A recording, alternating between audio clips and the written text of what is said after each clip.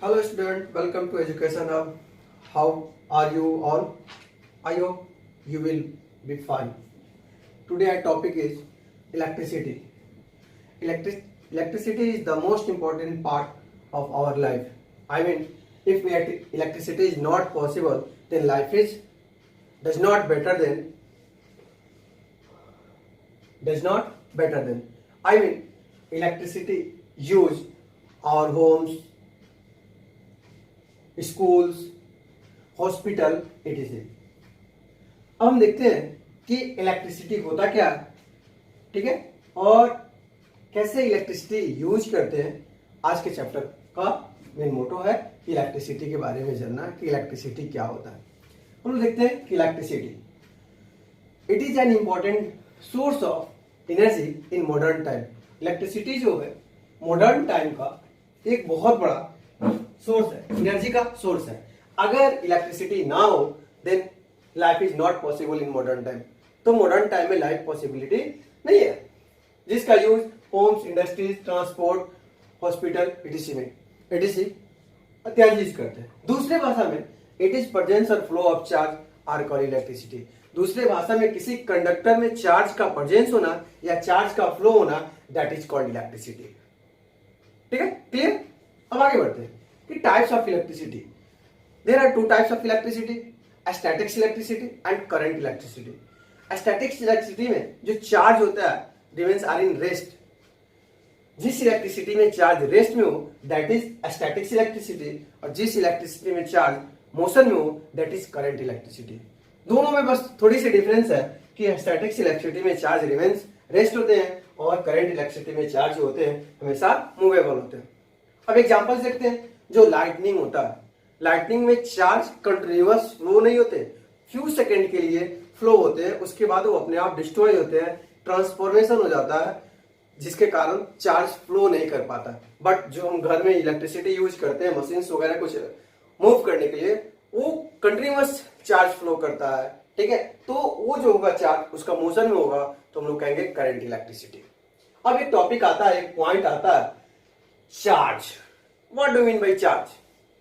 तो charge just like mass which is fundamental property of matter. Charge क्या है? यह एक मास है, बॉडी का मास है, जो किसी बॉडी का फंडामेंटल प्रॉपर्टी के इक्वल होता है. मतलब अगर बॉडी है, ऑब्जेक्ट है, then it will be something mass.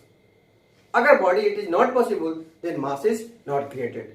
I mean body is possible then something mass is created, then something mass is measurable. Next देखते हैं कि अब चार्ज क्या होता है. चार्ज का डिफिनेशन लिखते हैं. What do mean by charge.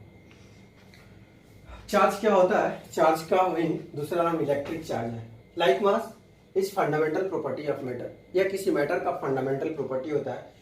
ठीक है, अब इसको डिनोट किया जाता है कैपिटल क्यू से. बहुत सारा वो कैपिटल क्यू लिखता है, बहुत सारा वो स्मॉल क्यू लिखा है, इसलिए it is denoted by capital Q या स्मॉल क्यू. यह एक स्केलर क्वांटिटी है क्योंकि इसमें मैग्नीट्यूड और डायरेक्ट मैग्नीट्यूड कंटेन करता है, डायरेक्शन कंटेन नहीं करता. और डिफिनेशन में लिखे लाइक मास, और हर ऑब्जेक्ट जो मास होता है, ठीक है, वो क्या होता है? स्केलर क्वांटिटी होता है. तो चार्ज भी आपका क्या हो जाएगा? स्केलर क्वांटिटी हो जाएगा. It's SI unit coulomb. इसका एसआई यूनिट क्या होता है? कूलम, जिसको सी से डिनोट करते हैं. दो तरह का चार्ज होता है. There are two types of charge, positive charge और नेगेटिव चार्ज. ठीक है, अब हम लोग देखते हैं प्रॉपर्टी ऑफ चार्ज. अब देखते हैं property of charge. The important property of charge are, first है अनलाइक. अनलाइक का अपोजिट होता है, मतलब कि ये प्लस होगा और ये माइनस होगा तो एक दूसरे को क्या करेगा? अट्रैक्ट करेगा. ठीक है, अपोजिट चार्ज एक दूसरे को अट्रैक्ट करेगा. लाइक को सेम बोलते हैं, वो एक दूसरे को रिपेल करेगा. हो सकता है दोनों प्लस हो, ठीक है, इधर फोर्स ऑफ अट्रैक्शन इसका इधर जाएगा, या फिर हो सकता है ये माइनस हो तो इसका फोर्स ऑफ अट्रैक्शन इधर जाएगा, इसका फोर्स ऑफ अट्रैक्शन इधर जाएगा. तो इसलिए कहते हैं अनलाइक या अपोजिट चार्ज एक दूसरे को अट्रैक्ट करता है और सेम या लाइक एक दूसरे को रिपेल करता है. नेक्स्ट है इट इज कंजर्व. कंजर्व का अर्थ हुआ ना इसको हम बनाया जा सकता है ना इसको बिगाड़ा जा सकता है, बस इसका फॉर्म चेंज किया जा सकता है. इसलिए लिखा गया it is conserve, that is can neither be created nor be destroy. It is additive. Additive का अर्थ हुआ बहुत सारे चार्ज हैं, जब उसको एक साथ जोड़ा जाएगा तो अलजेब्रिक जो सम मिलेगा Q is equal to Q1 Q2 to infinity, मतलब जितने सारे चार्ज होंगे वो सारे चार्ज को जोड़कर एक बड़ा चार्ज बनाया जा सकता है. Next, it is quantize, that is Q is equal to N. Here Q is equal to charge, N is equal to number of electron और E is equal to charge of electron, जो 1.6 इंटू 10 का पावर माइनस 19 कूलम होता है. अब यहाँ the force between two charge, मान लीजिए एक कोई चार्ज Q1 है और एक कोई चार्ज Q है, दोनों के बीच का डिस्टेंस R है और फोर्स F है. तो कहता है कि force directly proportional Q1 and Q2 and equation first, and force जो होता है इनवर्सली प्रोपोर्शनल 1/r². मतलब कि फोर्स बढ़ाएंगे तो दोनों का चार्ज का प्रोडक्ट होगा वो बढ़ेगा, फोर्स घटाएंगे तो चार्ज का प्रोडक्ट घटेगा. डिस्टेंस बढ़ाएंगे तो फोर्स ऑफ अट्रैक्शन कम होगा और फोर्स घटाना होगा तो फोर्स ऑफ अट्रैक्शन क्या होगा, बढ़ाना होगा. If distance will be increase then force of attraction will be decrease. If distance will be decrease then force of attraction will be increase. तो जब एक और दो को कंपेरिजन करते हैं, नाउ फ्रॉम 1 एंड 2, तो मिलेगा F directly proportional Q1 Q2 बटा R². This is called Coulomb's law. जब आप इंटर में आएंगे तो ये इसी को बोलेंगे कूलॉम्स लॉ. क्या बोलेंगे, कूलॉम्स लॉ. ठीक है, अब आगे बढ़ते हैं. अगला टॉपिक है कंडक्टर इंसुलेटर. अब देखते हैं कंडक्टर क्या होता है. तो ऐसा सबस्टेंस, वैसा एलिमेंट जिससे इलेक्ट्रिसिटी इजीली पास हो जाए, दैट इज कॉल्ड कंडक्टर. तो लिखे those substance through which electricity can flow are called conductor. मतलब ऐसा सबस्टेंस, वैसा मटेरियल जिससे आप इलेक्ट्रिसिटी को इजीली पास करा सके. आपका मेटल्स हुआ, एक्वस सॉल्यूशन ऑफ साल्ट हुआ, ये सारे क्या हुआ, कंडक्टर हुआ. इससे इलेक्ट्रिसिटी इजीली आप पास करा सकते हैं. इंसुलेटर जस्ट अपोजिट, जिससे आप इलेक्ट्रिसिटी पास ना करा सके, that is those substance through which electricity can not flow are called insulator. जैसे ग्लास हुआ, एबोनाइट हुआ, रबर हुआ, पेपर हुआ, ड्राईवुड हुआ, इससे आप इलेक्ट्रिसिटी पास नहीं करा सकते. अब यहां से पढ़ना है इलेक्ट्रिक करंट. मेन टॉपिक है इलेक्ट्रिक करंट. क्या होता है, फ्लो ऑफ चार्ज पर यूनिट टाइम. मतलब यूनिट टाइम में जो कंडक्टर के द्वारा चार्ज फ्लो किया जाता है, that is called electric current, या इसी को करंट कहते हैं. हिंदी में बोलेंगे प्रति एकांक समय में तय किया गया जो चार्ज होगा वो क्या होगा, इलेक्ट्रिक करंट होगा. इसको कैपिटल I से डिनोट करते हैं. स्केलर क्वांटिटी है क्योंकि मैग्नीट्यूड और डायरेक्शन, मैग्नीट्यूड है डायरेक्शन नहीं है, बट करंट में मैग्नीट्यूड और डायरेक्शन दोनों है. ये वेक्टर एडिशन को फुलफिल नहीं करता है, इसीलिए स्केलर क्वांटिटी है. आपको 10th लेवल तक क्वांटिटी दो ही पढ़ाया जाता है, वेक्टर और स्केलर. बट 11th 12th में जब आप अपवार्ड की तरफ जाएंगे तो क्वांटिटी 3 होता है, वेक्टर, स्केलर और tensor.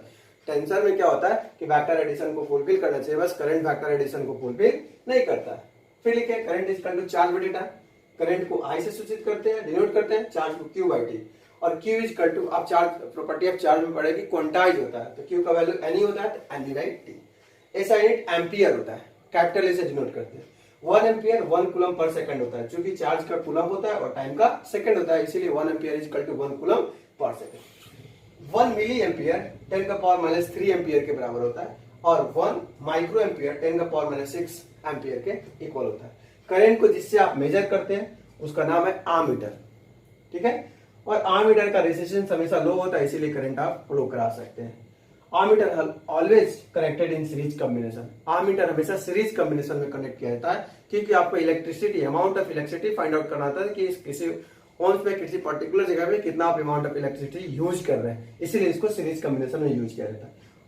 This is called ammeter. Ammeter पे ये लिखा हुआ रहता है. ठीक है, ये आप एक सिंबल लगाए हुए हैं, आमीटर है, ये रेजिस्टेंस है, दैट इज बल्ब.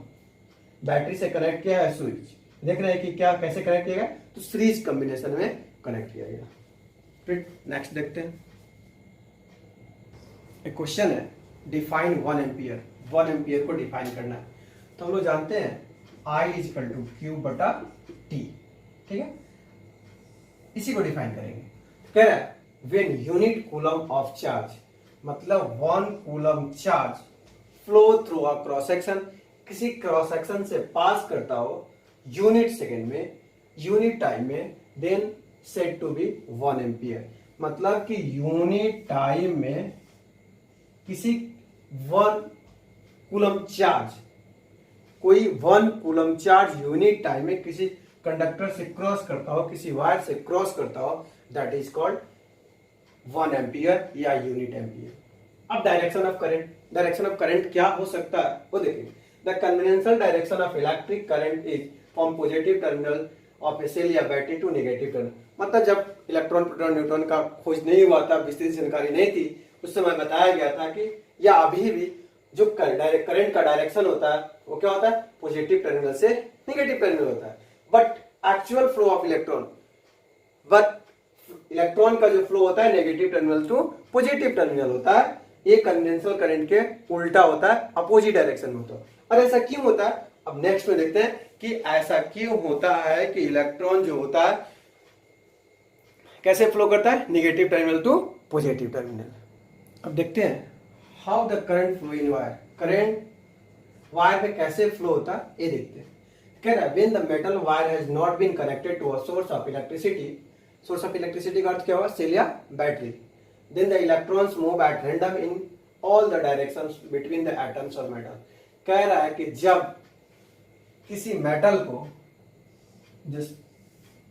को आप किसी इलेक्ट्रिसिटी सोर्स से नहीं कनेक्ट किए, मतलब कि सेल या बैटरी से नहीं कनेक्ट किए, उस कंडीशन में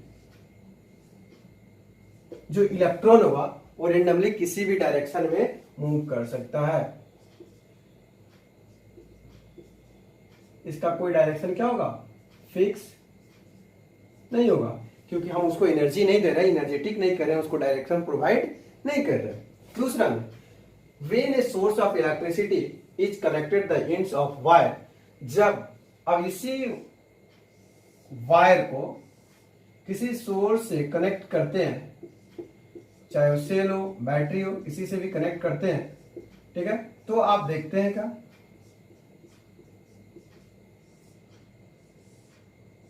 ये पॉजिटिव टर्मिनल है और नेगेटिव टर्मिनल है, तो यहां भी पॉजिटिव हो जाएगा। और इलेक्ट्रॉन नेगेटिव होता है तो यहां से पॉजिटिव और नेगेटिव, तो किधर अट्रैक्ट करेगा, नेगेटिव टू पॉजिटिव।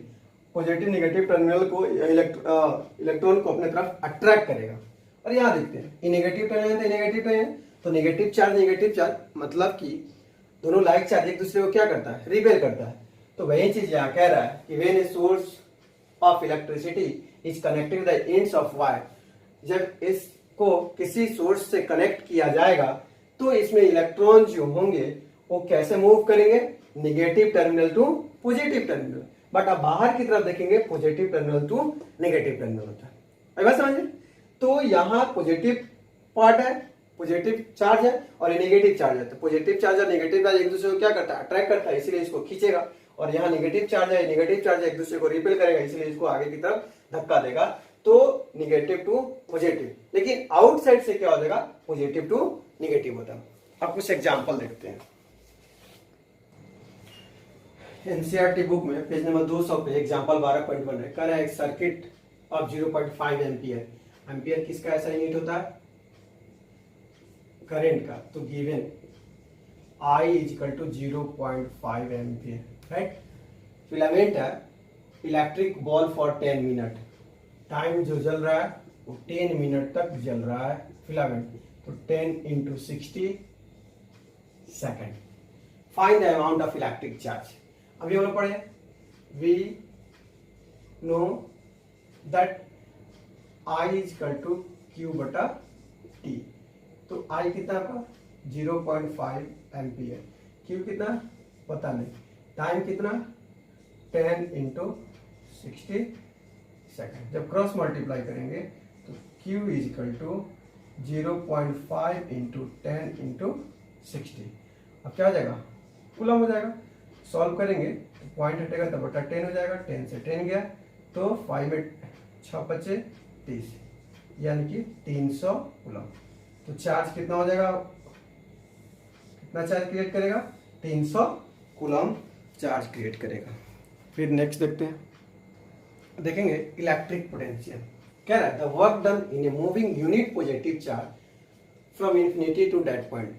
मतलब एक पॉइंट से इन्फिनिटी पॉइंट तक काम करने में जो काम जो किया जाएगा with respect to charge, that is called potential difference. I mean हमको पॉइंट ए पता है, ठीक है, ए से हमको जाना है काम करते करते, कहां जाना है वो पॉइंट पता नहीं है, ठीक है। तो इलेक्ट्रिक पोटेंशियल में one point is known and other point is unknown. I mean when work done unit positive charge from one point to infinity, एक पॉइंट से इंफिनिटी पॉइंट के बीच में जो वर्क होता है with respect to charge, that is called electric potential. Potential difference में क्या होता है कि दोनों पॉइंट नोन होता है. तो the amount of work done in a moving unit positive charge from one point to another point, एक पॉइंट से दूसरे पॉइंट के बीच में जो वर्क होगा with respect to charge, charge के रिस्पेक्ट में, that is called potential difference. Potential difference को V से डिनोट करते हैं, शॉर्ट फॉर्म PD लिखते हैं. तो potential difference is equal to work done बटा चार्ज. पोटेंशियल डिफरेंस को V से डिनोट करते हैं, वर्क डन को W से, चार्ज को Q से, और Q इज इक्वल टू हम लोग पढ़े हैं N, इसलिए W is equal to N. एक और फॉर्मूला हम लोग यहाँ से लिख सकते हैं. मान लीजिए कि ये पॉइंट A है और ये पॉइंट B है, इसका पोटेंशियल डिफरेंस VA होगा, इसका पोटेंशियल डिफरेंस VB होगा. तो इस कंडीशन में potential difference VB minus VA is equal to W by Q या is equal to W by NE. मतलब कि दो पॉइंट के बीच का चार्ज हमको फाइंड आउट करना होगा. तो इस तरह से जो पोटेंशियल डिफरेंस होगा दो पॉइंट के बीच का, फर्स्ट पॉइंट को हम ए माने, सेकेंड पॉइंट को बी माने, तो VB minus VA, second point minus first point is equal to W by Q is equal to W by NE. ठीक है. ए साइन यूनिट वोल्ट होगा. 1 volt is equal to 1 joule per coulomb, चूंकि W वर्क का जूल होता है और चार्ज का क्या होता है, कूलम होता है, इसीलिए 1 joule per coulomb. Potential difference measure by instrument is called voltmeter. Potential difference को जिस इंस्ट्रूमेंट से मेजर करते हैं उस इंस्ट्रूमेंट का नाम है वोल्टमीटर. मतलब कि वोल्टमीटर को से पोटेंशियल डिफरेंस को मेजर किया जाता है. वोल्टमीटर पहचानने का तरीका है कि जिस इंस्ट्रूमेंट में V लिखा होगा वो वोल्टमीटर होगा, और वोल्टमीटर को हमेशा पैरेलल कॉम्बिनेशन में जोड़ते हैं. It is also known as voltage. देहाती भाषा में इसको वोल्टेज बोलते हैं. ठीक है. और voltmeter as high resistance. Voltmeter का रेसिस्टेंस क्या होता है, हाई होता है. अब इसी थ्योरी पे एक नॉमरिकल्स देखते हैं. एनसीईआरटी बुक का एक एग्जांपल है, पेज नंबर 202 का 12.2. How much work is done, कितना वर्क डन होगा यदि चार्ज 12 कूलम हो और 2 पॉइंट के बीच का पोटेंशियल डिफरेंस 12 वोल्ट हो. सबसे पहले हम लोग लिखेंगे गिवन क्या दिया हुआ है. तो Q is equal to 12 coulomb and B is equal to 12 volt. We know that V is equal to W by Q. V आपका कितना 12, W कितना पता नहीं, और ये है दोनों 12 वोल्ट है, सॉरी 2 कूलम चार्ज है.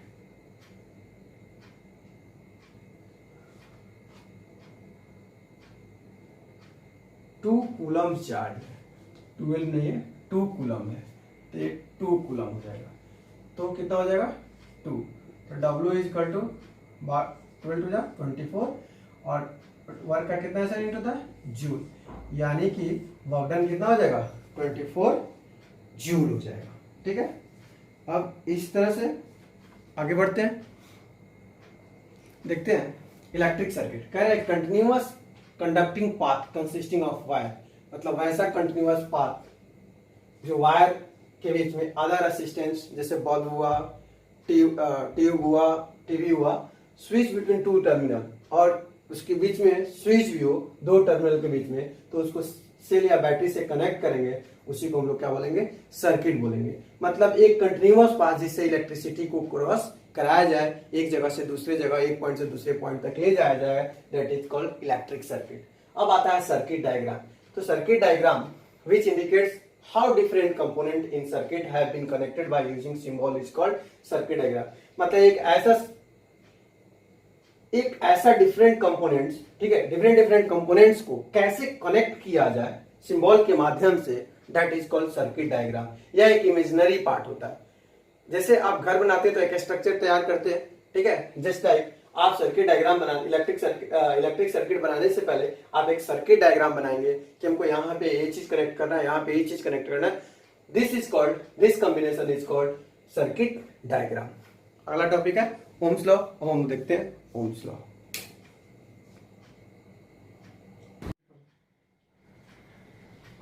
देखते हैं ओम्स लॉ. ओम्स लॉ क्या देता है, तो ओम्स लॉ रिलेशन देता है पोटेंशियल डिफरेंस और करंट के बीच का। देखते हैं, according to this law at constant temperature the current flowing through a conductor is directly proportional to the potential difference. मतलब कहता है कि कोई कंडक्टर लोगे तो कांस्टेंट टेम्परेचर पे उसमें जो करंट फ्लो कराओगे वो डायरेक्टली प्रोपोर्शनल होगा पोटेंशियल डिफरेंस के। I mean potential that is I directly proportional भी। Constant temperature, current directly proportional potential difference, मतलब कि हम करंट बढ़ाएंगे तो पोटेंशियल डिफरेंस बढ़ेगा, आई मीन काम करने की एबिलिटी बढ़ेगी। करंट घटाएंगे पोटेंशियल डिफरेंस घटेगा, आई मीन काम करने की एबिलिटी घटेगी। तो हम कह सकते हैं देन तब V डायरेक्टली प्रोपोर्शनल आई। हम डायरेक्ट ये नहीं लिख सकते हैं कि V डायरेक्टली प्रोपोर्शनल आई, ठीक है। हम कह रहे हैं कि कांस्टेंट टेम्परेचर पे जो करंट होगा वो डायरेक्टली प्रोपोर्शनल होगा पोटेंशियल डिफरेंस के।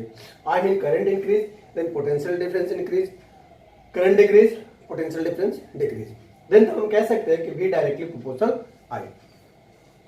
जब प्रोपोर्शनलिटी हटेगा तो V is equal to R I या V is equal to I R, ठीक है। Here R is equal to proportional constant. R क्या है? प्रोपोर्शनल कांस्टेंट है और जिसका दूसरा नाम है रेसिस्टेंस, ठीक है। अब हम देखेंगे कि on what factor depends on, यहां से हम लोग एक टर्म फाइंड आउट करेंगे तो लिख सकते हैं या I is equal to V by R, मतलब कि करंट का दूसरा फॉर्मूला हम निकाल सकते हैं कि V बाई R। तो on what factor depends on current, जैसे क्वेश्चन राइज हो सकता है on what factor depends on current. Current किस किस फैक्टर पर डिपेंड करता है? तो फर्स्ट में पोटेंशियल डिफरेंस,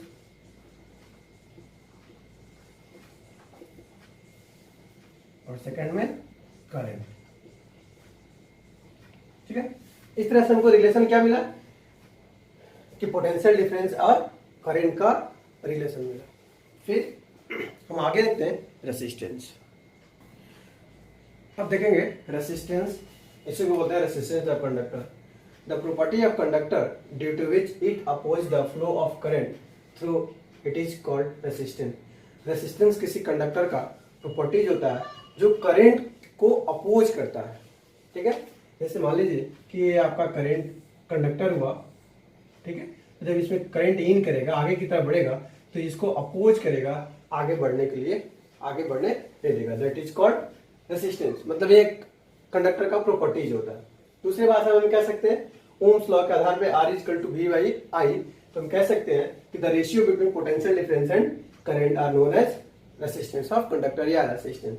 इसको कैपिटल R से डिनोट करते हैं। तो resistance is equal to potential difference by current, that is R is equal to V by I. इस यूनिट ओम होता है, ठीक है। 1 ohm is equal to 1 volt पर एम्पियर, क्योंकि वोल्ट का पोटेंशियल डिफरेंस का वोल्ट होता है और करंट का एम्पियर होता है, इसलिए 1 ohm is equal to 1 volt पर एम्पियर। अब देखेंगे graph between V and I, potential difference और करंट का ग्राफ कैसा होगा। तो पोटेंशियल डिफरेंस और करंट का ग्राफ जो होगा हमेशा क्या होगा? लीनियर होगा। हो सकता है ऐसा हो सकता है ऐसा हो, या फिर हो सकता है ऐसा, ठीक है। जो रेसिस्टेंस को क्या करेगा? शो करेगा। ये आपका हो जाएगा I और ये हो जाएगा V। पोटेंशियल डिफरेंस ओरिजिन से क्रॉस करेगा, ठीक है। हमेशा जब भी आप V और I का रेशियो फाइंड आउट करेंगे तो वो एक कांस्टेंट आएगा, और ग्राफ पे जब ड्रॉ करेंगे तो ओरिजिन से पास करते हुआ एक स्ट्रेट लाइन मिलेगा। तो इसी चीज को लिखा गया, if a graph is drawn between the potential difference and current is found always straight line passing through the origin. V और I का ग्राफ हमेशा स्ट्रेट लाइन होता है, जो कहां से पास करेगा? ओरिजिन से पास करेगा। सेकेंड पॉइंट में, a straight line graph can be obtain only if two quantities are directly proportional to another.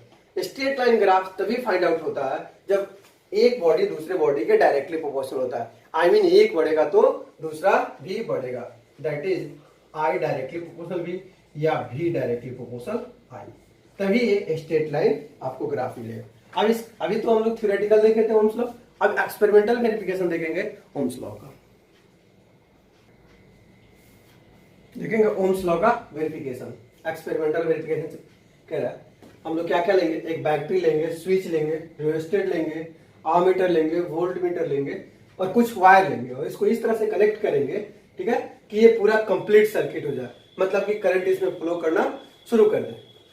उसके बाद क्या करेंगे, जैसे हम स्विच ऑन करेंगे, स्विच को प्रेस करेंगे तो current start flowing the whole circuit, तो इसमें करंट जाना शुरू कर देगा। जैसे करंट जाएगा तो the resistor initially adjust that a small current pass through the conductor. अब रेजिस्टर को इस तरह से एडजस्ट करेंगे कि इसमें से छोटा करंट पास, मतलब बहुत कम अमाउंट में, स्मॉल अमाउंट में करंट पास करे। फिर step by step, first step, second step, third step, ऐसे करते करते करंट को इंक्रीज करेंगे, ठीक है। वही लिखा गया the current in the circuit is now increase step by step, मतलब पहले अगर सपोज 5 एम्पियर ले रहे हैं, फिर 10 एम्पियर, ऐसे करके करंट को इंक्रीज करेंगे। जब करंट इंक्रीज करेंगे तो उसके बाद हम रेशियो निकालेंगे पोटेंशियल डिफरेंस एंड करंट का। जब पोटेंशियल डिफरेंस और करंट का रेशियो निकालेंगे तो वो रेशियो, पोटेंशियल डिफरेंस और करंट का जो रेशियो आएगा हमेशा क्या आएगा, कांस्टेंट आएगा। जब पोटेंशियल डिफरेंस और करंट का रेशियो हमेशा कांस्टेंट आएगा तो इस तरह से ओम्स लॉ क्या हो जाएगा, वेरीफाई हो जाएगा, तो ओम्स लॉ वेरीफाई होगा। इसी चीज को हम लोग experimental verification of Ohm's law करते हैं। अब हम लोग कुछ न्यूमेरिकल्स देखते हैं। एनसीईआरटी बुक में पेज नंबर 208 पे क्वेश्चन है 12.3 में, how much current will an electric bulb draw from 220 volt source if the resistance of the bulb filament is 1200 volt.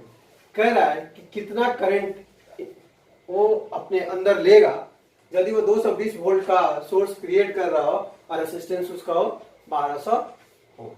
तो सबसे पहले हम गिवन लिखेंगे।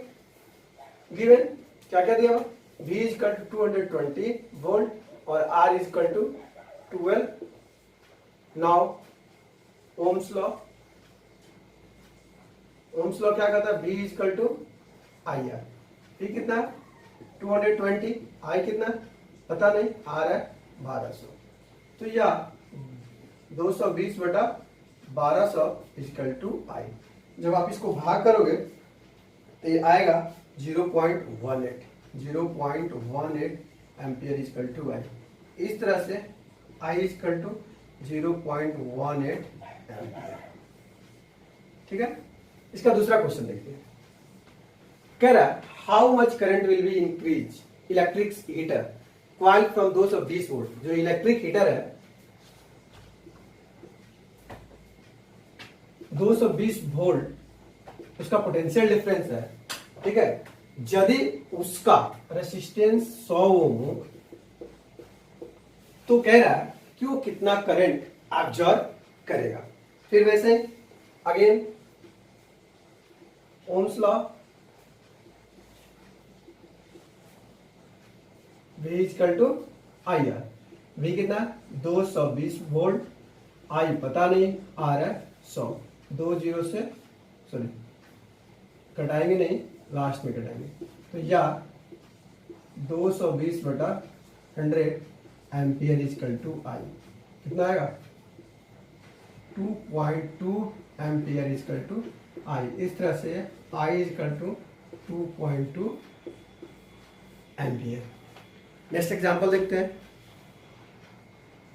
कह रहा है कि potential difference between the terminal of an electric heater is 60 volt. Heater का पोटेंशियल डिफरेंस 60 वोल्ट है। क्या दिया हुआ, given in heater V is equal to 60 volt. When he draw a current 4 ampere, अगर उसको 4 एम्पियर का करंट दिया जाए, what is the current of heater, ठीक है। फिर कह रहा है what current will the heater draw if potential difference increase 120 volt. कह रहा है कि अब उसको क्या करंट दिया जाए यदि अगर उसका पोटेंशियल डिफरेंस 120 वोल्ट इंक्रीज किया जाए तो फर्स्ट कंडीशन में पहले देखेंगे, now from ohms law V equal to IR। V है 60 वोल्ट, I 4 एम्पियर और R पता नहीं, तो 60 बटा 4। अभी क्या हो जाएगा, रेसिस्टेंस हो जाएगा तो ओम हो जाएगा 15, तो 15 ओम इज इक्वल टू आर। अभी जो कैलकुलेट करेंगे 23 से हमको रेजिस्टेंस मिलेगा 15 एम्पियर। अगेन आप देखेंगे आपके पास रेजिस्टेंस है 50 एम्पियर और वोल्ट है 120 वोल्ट इंक्रीज किया जा रहा है, तो फाइंड कर रहा है कि आई क्या होगा, करंट क्या होगा। Again V equal to I R, V 120 volt है, I पता नहीं और ये है 15, तो 120 बाई 15 एम्पियर इक्वल टू आई 8, यानी कि 8 एम्पियर इक्वल टू आई। इस तरह से करंट कितना मिलेगा उसको, 8 एम्पियर। नेक्स्ट देखते हैं, देखेंगे फैक्टर्स अफेक्टिंग रेसिस्टेंस। रेसिस्टेंस को क्या क्या फैक्टर्स अपोज कर सकता है। The resistance of conductor depends on 4 factor. जो कंडक्टर का रेसिस्टेंस है वो 4 चीज पर डिपेंड करता है। First length of conductor, second area of cross section, और third nature of material, fourth temperature of conductor. Totally 4 factors होते हैं। पहला फैक्टर देखते हैं कि length of conductor. The resistance of conductor is directly proportional to the length of conductor, मतलब कि that is are directly proportional है। इसका अर्थ हुआ कि रेसिस्टेंस बढ़ेगा तो लेंथ ऑफ कंडक्टर बढ़ेगा, मतलब उसकी अपोजिंग क्षमता बढ़ेगी। अगर लेंथ घटेगा तो रेसिस्टेंस घटेगा, उसकी अपोजिंग क्षमता बढ़ेगी। आई मीन अगर ये कोई पाथवे है तो पाथवे जितना लंबा होगा, ठीक है, हमको उतनी लंबी सफर तय करनी होगी, और पाथवे जितना कम होगा, मंजिल जितनी कम होगी, पाथवे उतना कम होगा। इसी तरह से बताया गया कि रेजिस्टेंस ऑफ कंडक्टर जो है डायरेक्टली प्रोपोर्शनल होता है, मतलब लेंथ कंडक्टर का बढ़ाएंगे तो उसका रेजिस्टेंस घटेगा, उसकी अपोजिंग क्षमता घटेगी, और रेजिस्टेंस लेंथ बढ़ाएंगे तो उसका क्या होगा, अपोजिंग क्षमता बढ़ेगी। दूसरा area of cross section. The area conductor is inversely proportional to its area of cross section.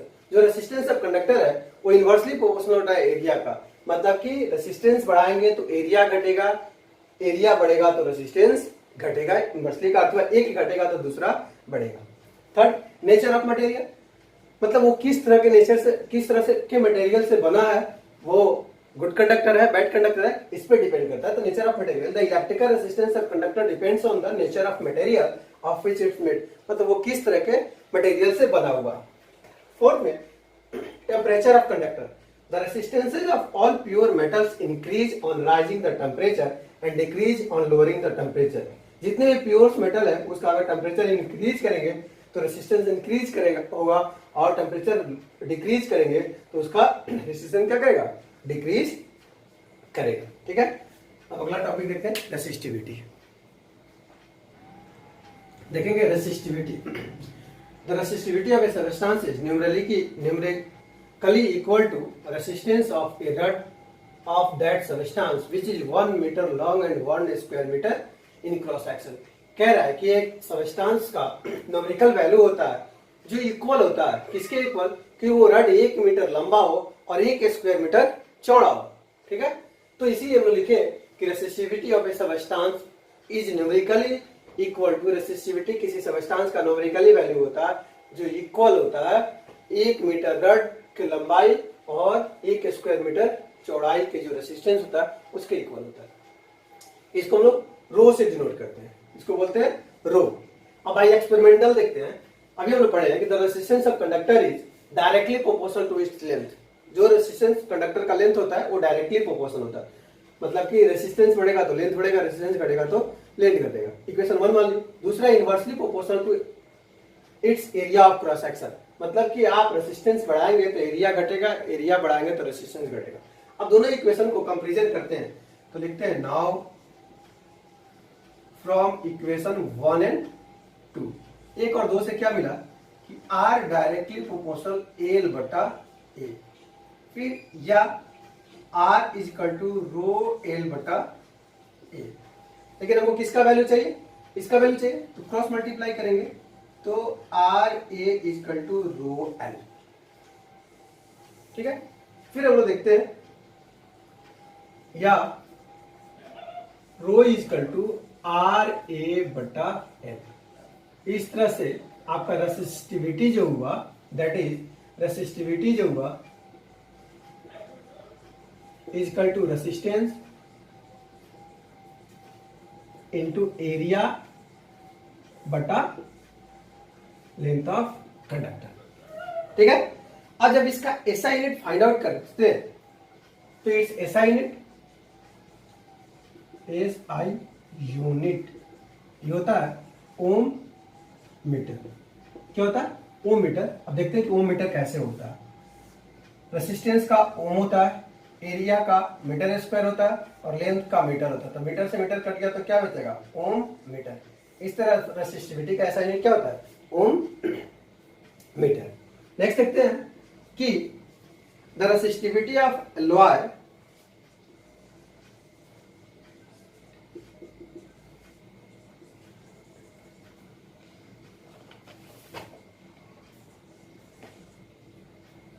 are much more higher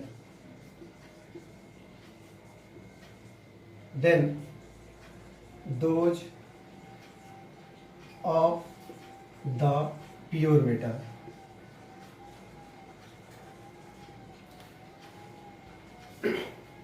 alloy का जो रेसिस्टिविटी होता है अधिक होता है किससे? प्योर मेटल से। ठीक है। अब तो ये रेसिस्टिविटी हो। अब कुछ रेसिस्टिविटी का एग्जांपल देखते हैं, कुछ क्वेश्चन सॉल्व करते हैं। क्वेश्चन है resistance of a metal wire of length 1 metre, given दिया हुआ है, एल दिया हुआ है 1 मीटर, आर दिया हुआ 26 ओम। ठीक है। और जो डायमीटर दिया हुआ है डी वो 0.3 mm है। इसको कन्वर्ट करेंगे मीटर में, 3/10 इंटू 1000 मीटर हो जाएगा, यानी कि 3 इंटू 10 का पावर -4 क्या हो जाएगा? मीटर। आगे कह रहा है कि अब रेसिस्टिविटी मेटल्स का हमको निकालना है। ठीक है। We know that resistivity is equal to RA/L। ये होता है, हम इसको लिख सकते हैं रेसिस्टिविटी पाई, एरिया क्या लिखते हैं?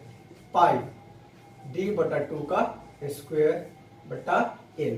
चूंकि पाई R स्क्वायर एरिया होता है और इसमें डायमीटर दिया हुआ है, तो जो रेडियस होता है डायमीटर का क्या होता है? हाफ होता है।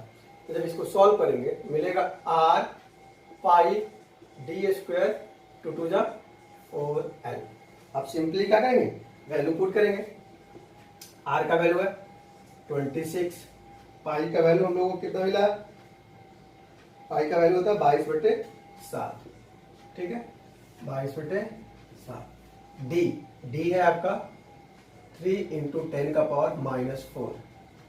ठीक है, स्क्वायर इंटू 4 इंटू एल कितना है? एल है 1।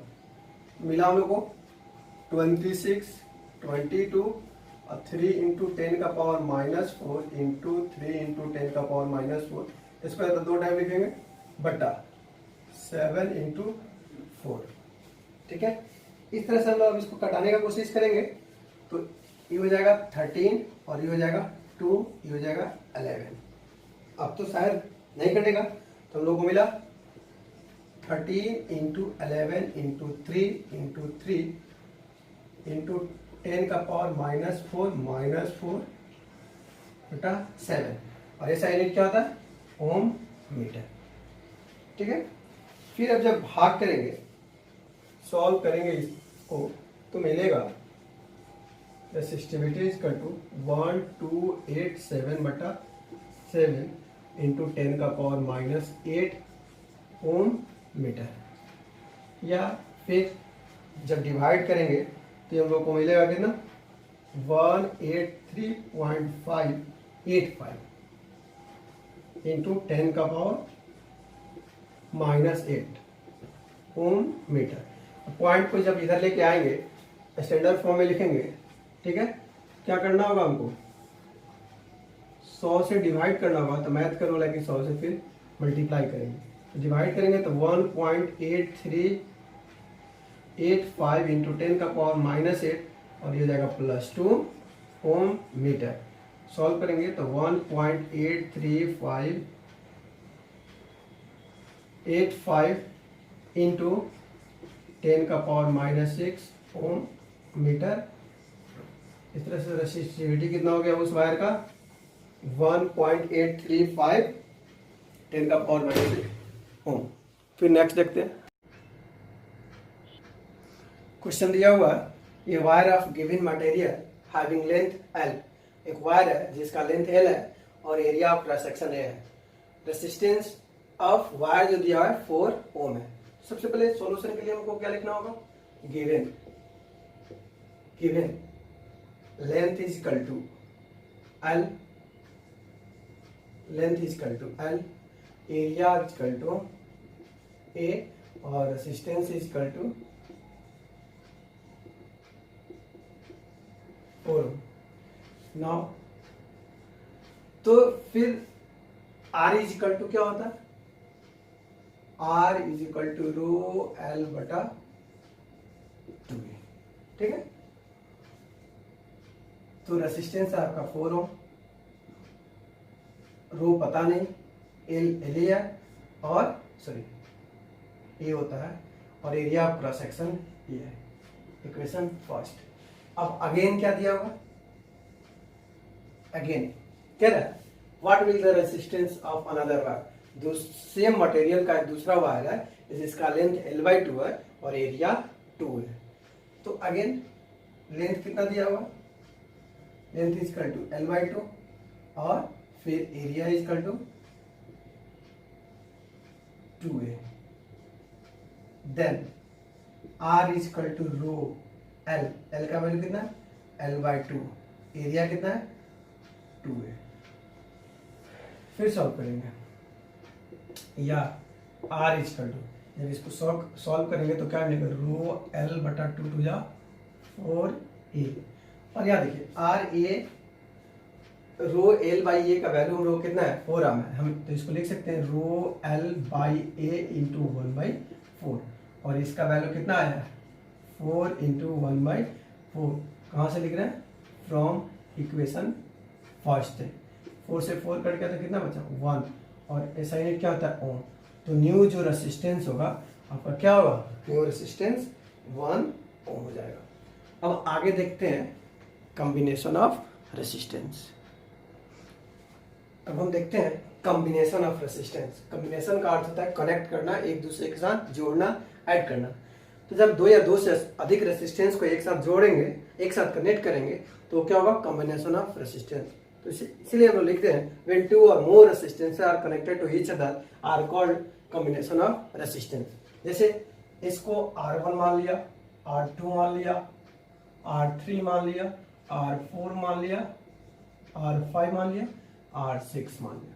Resistance of first, resistance of second, resistance of third, resistance of fourth, resistance of fifth, resistance of sixth.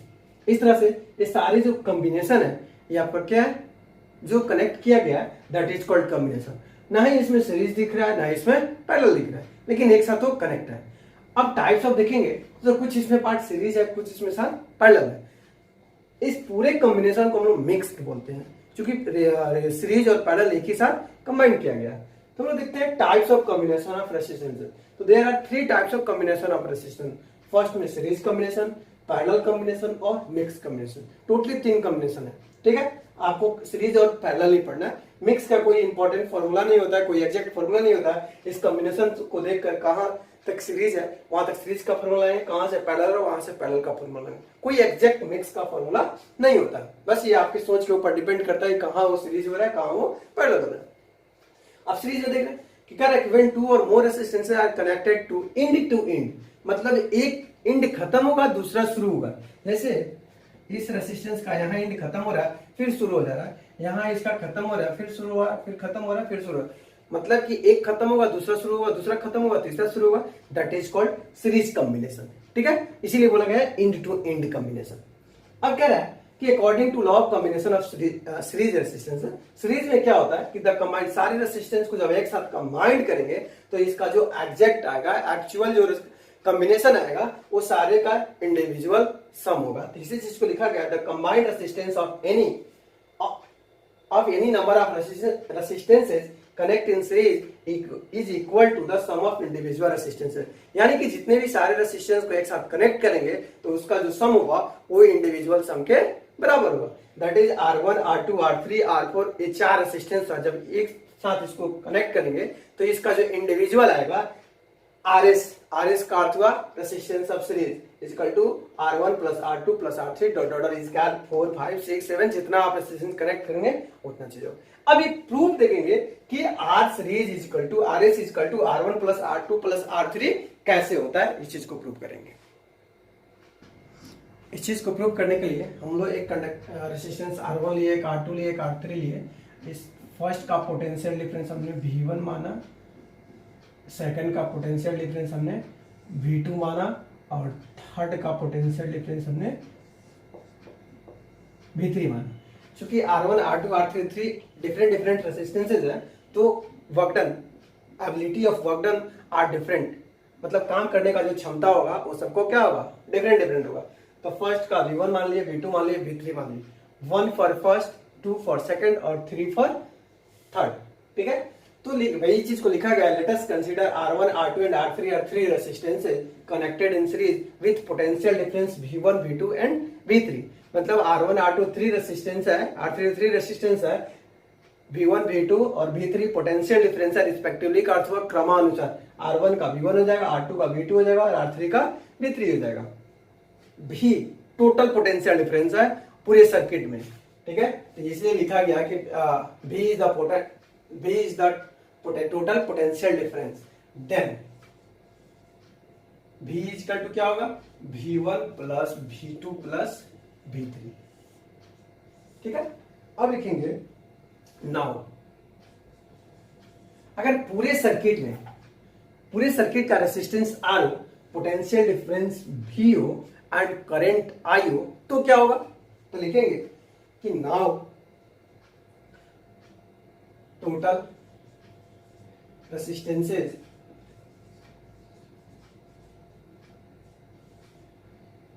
of the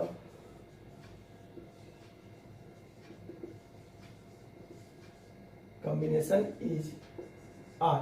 total combination का रेसिस्टेंस क्या है, R है, and I is the current following them, then according to Ohm's law क्या कह रहा है, V is equal to IR, V is equal to V total potential difference, I total current और R total resistance. ये किसके लिए हो जाएगा, फॉर होल सर्किट के लिए हो जाएगा।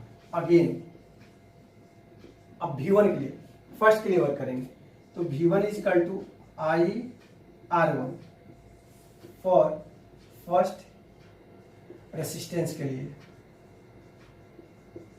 सेकेंड के लिए क्या हो जाएगा, VT is equal to IR2 for second resistance के लिए, और V3 इज इक्वल टू क्या हो जाएगा, IR3 फॉर थर्ड रेसिस्टेंस के लिए। करंट सबका इक्वल हो जाएगा क्योंकि एक ही करंट सभी सर्किट में क्रॉस कर रहा है। तो अब V1, V2 और V3 का वैल्यू कहां पुट करेंगे, 1 में। तो नाउ पुटिंग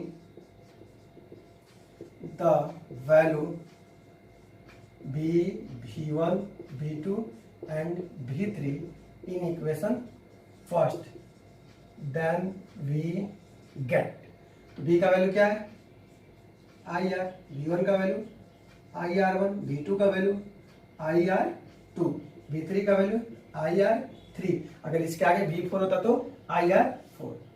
अब देखिए IR is equal to IR1, तो I को कॉमन किए, R1 plus R2 plus R3, I से आई गया तो क्या मिला हम लोग को, तो मिला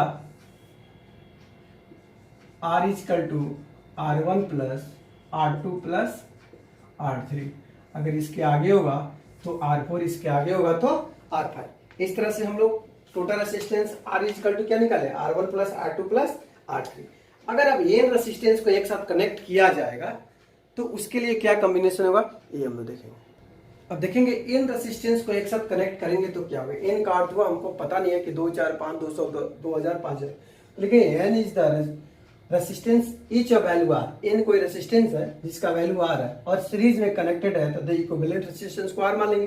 तो R S equal to R one plus R two dot N times, मतलब कितना जा रहा है इन्फिनिटी है पता नहीं, तो ये सारे का हो जाएगा एन आर हो जाएगा। तो आर इक्विवेलेंट इक्वल टू क्या होगा N into R. Here R S equal to resistance of series, N equal to number of resistance, R equal to each resistance. ठीक है, अगर मैक्सिमम निकालना हो, ठीक है, कि कैसे पता करेंगे कि मैक्सिमम रेसिस्टेंस है, तो in series combination equivalent resistance is greater. अगर इक्विवेलेंट रेसिस्टेंस ग्रेटर होगा तो ग्रेटेस्ट रेसिस्टेंस कॉम्बिनेशन जो होगा वो मैक्सिमम होगा, यानी कि जो उसका कॉम्बिनेशन होगा क्या जाएगा ग्रेटेस्ट हो जाएगा, सबसे मैक्सिमम होगा। तो जब भी आपको क्वेश्चन में मैक्सिमम कॉम्बिनेशन का है, मैक्सिमम रेसिस्टेंस का है, उस कंडीशन में आप क्या निकालेंगे सीरीज कॉम्बिनेशन निकालेंगे। ठीक है, अब देखते हैं पैरेलल। क्वेश्चन है an electric lamp example 12.7 which resistance is 20 ओम। एक इलेक्ट्रिक लैंप है फोटो में जिसका रेजिस्टेंस 20 ओम है और एक कंडक्टर उसके साथ अटैच है जो 4 ओम का है। ठीक है, 6 वोल्ट बैटरी से कनेक्टेड है, 6 वोल्ट बैटरी से कनेक्टेड है। कह रहा है find the total resistance of circuit. Circuit में टोटल कितना रेजिस्टेंस है ये निकालना है। सबसे पहले आपको सॉल्यूशन में क्या लिखना होगा, गिवन। ठीक है, रेसिस्टेंस किसका दिया हुआ है कंडक्टर का, रेसिस्टेंस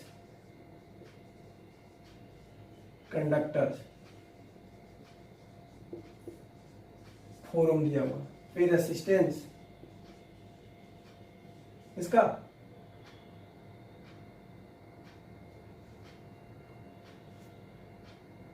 बल्ब का, लैंप का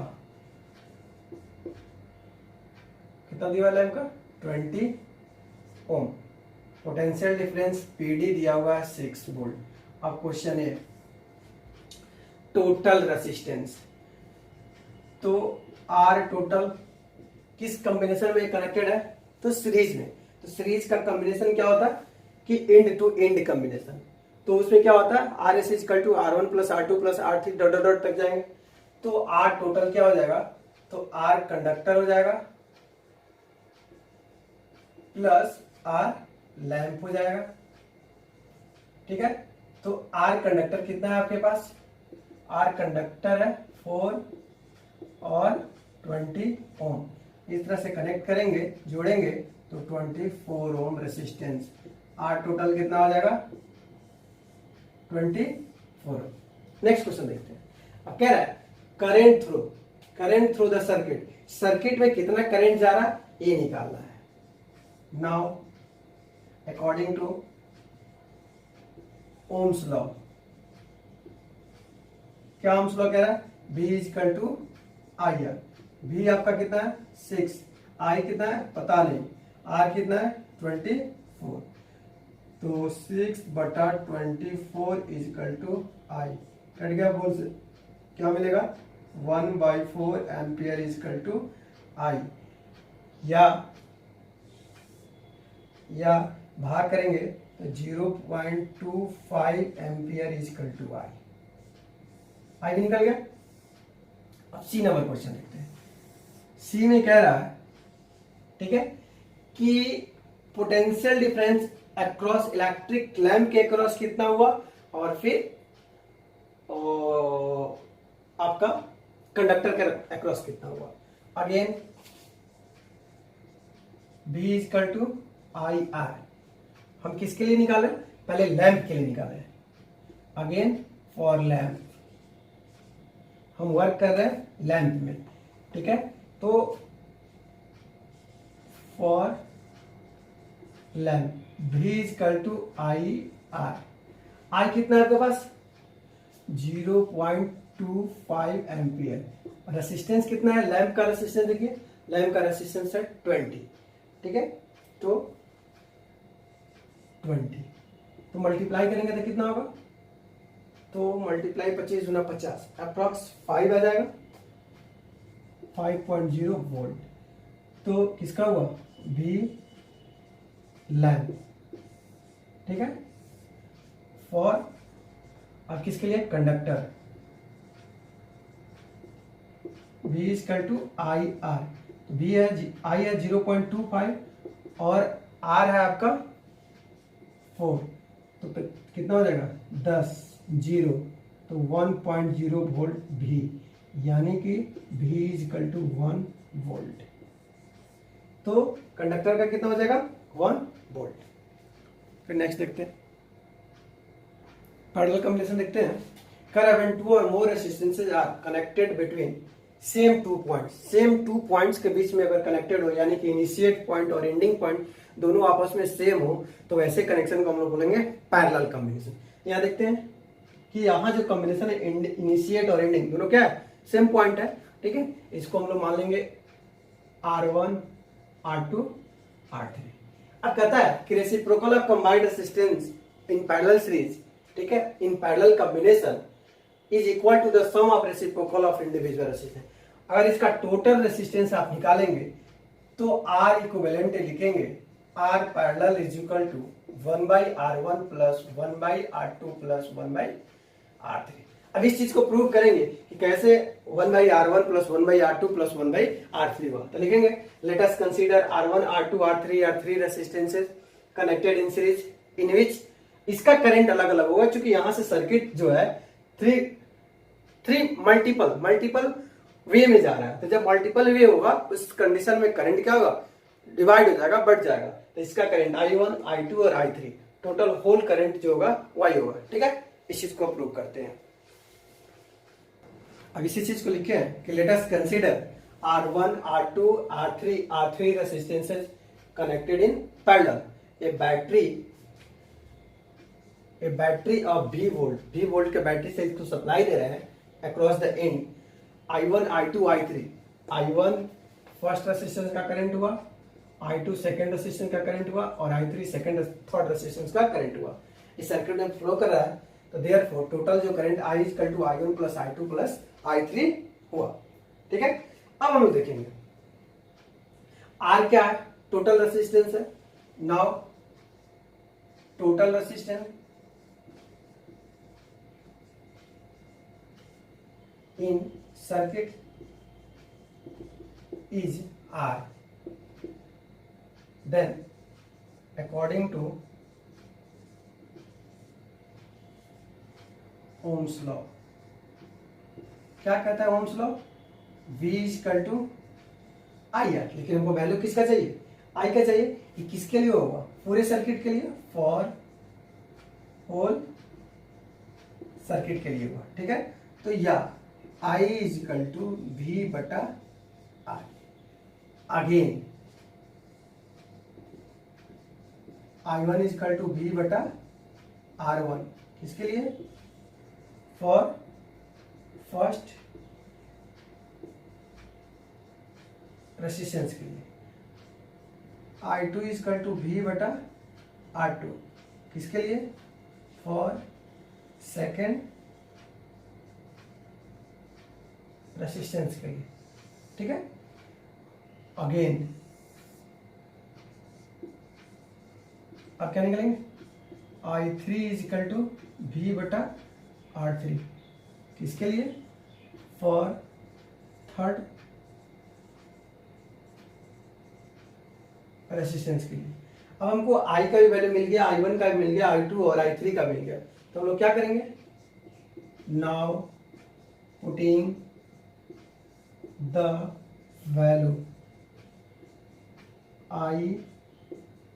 I1 I2 and I3 in equation first, then we get, ठीक है। अब I1 I2 एंड I3 का वैल्यू कहाँ पुट करेंगे, इक्वेशन फर्स्ट में। तो हमको क्या मिलेगा देखेंगे, चलिए पुट कीजिए। तो I का वैल्यू क्या मिला है, V बटा R। I1 का वैल्यू क्या मिला, V बटा R1।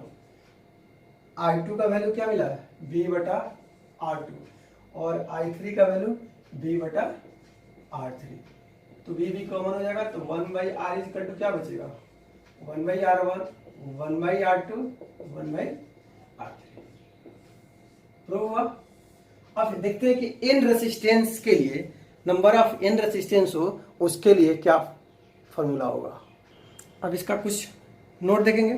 कह रहा है if N resistance is a value R, N resistance मतलब हमको पता नहीं है कितना है, प्रत्येक का वैल्यू आर है, अगर पैरेलल में कनेक्ट किया गया हो तो 1/rp equal to 1/r1 plus 1/r2 dot n time जाएगा। तो इसका 1/rp जो इक्विवेलेंट होगा कहां तक जा रहा है, n टाइम तक जा रहा है, तो n बटा r। तो rp निकालना है तो rp इक्वल टू r बटा n। n इक्वल टू क्या, नंबर ऑफ रेसिस्टेंस, 2 4 5 6 कुछ भी हो सकता है।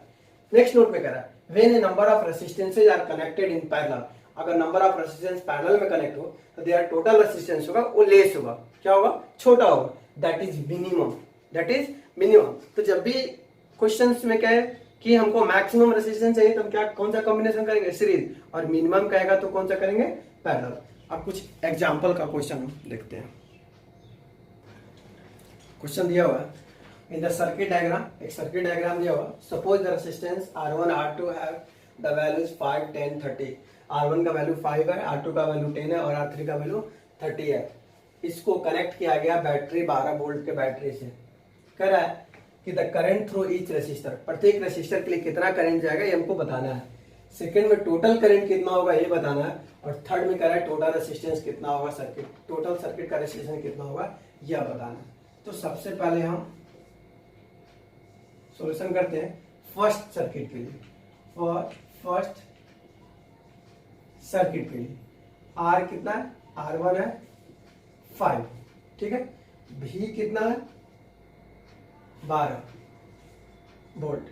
Now V equal to I है, 12 I पता नहीं, और R कितना 5, तो 12/5 एम्पियर हो जाएगा I, यानी कि 5 दूना 10 5 चौका 20 एम्पियर इक्वल टू I। तो फर्स्ट के लिए I कितना हुआ 2.4। अब देखते हैं फिर सेकंड के लिए, और सेकंड रेसिस्टर के लिए R2 इक्वल टू है 10 ओम और V इक्वल टू है 12 volt. Now V equal to IR, V कितना 12, I पता नहीं और R है 10, जब डिवाइड करेंगे तो 12/10 एम्पियर इक्वल टू I, इस तरह से 1.2 एम्पियर इक्वल टू I का वैल्यू हम लोगों को क्या मिला 1.2 एम्पियर, ठीक है। अब किसके लिए देखते हैं, अब फॉर थर्ड के लिए देखते हैं, फॉर थर्ड रेसिस्टेंस के लिए R3 है आपका कितना 30 ओम और V है 12 वोल्ट, तो V इक्वल टू I है, तो 12 इक्वल टू I पता नहीं इंटू 30, यानी कि 12/30 इक्वल टू I, कटाएंगे तो कितना होगा, तो 0.4, ठीक है, 0.4 ampere equal to I। Question A सब। अब क्वेश्चन बी के लिए कह रहा है टोटल करंट निकालना है, तो टोटल करंट इक्वल टू क्या हो जाएगा, now total current I equal to कितना हो जाएगा, I1 plus I2 plus I3।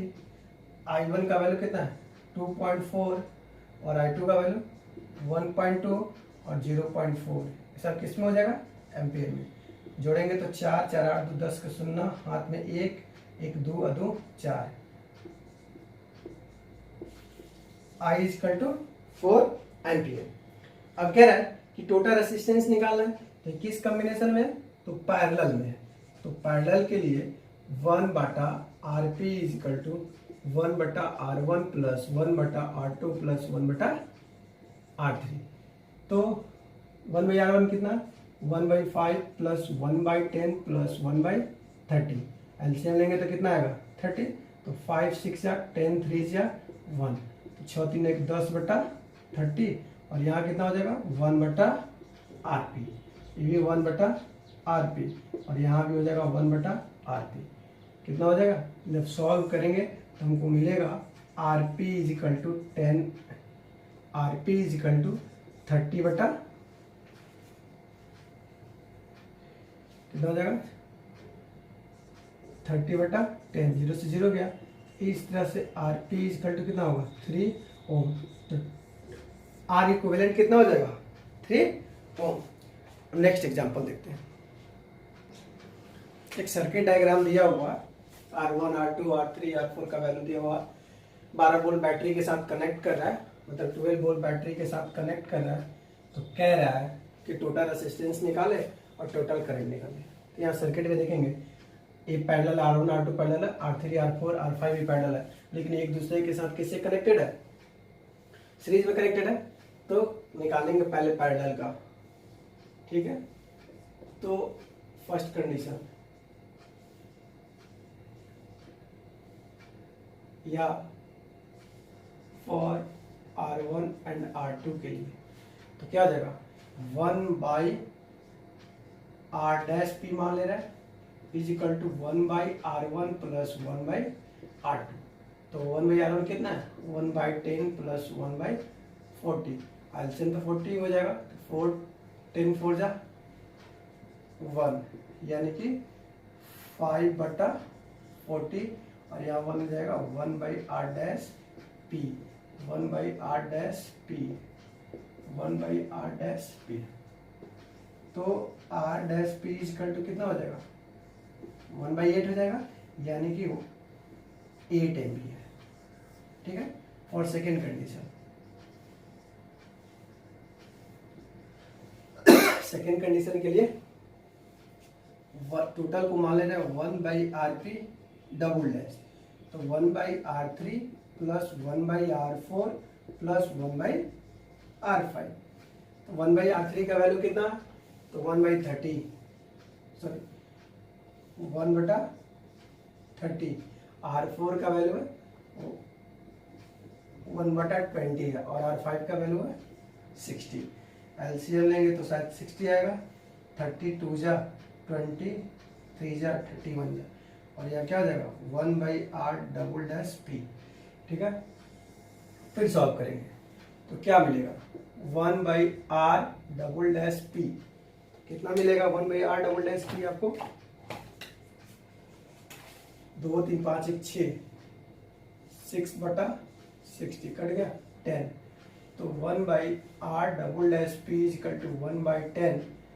तो R', इक्वल टू 10।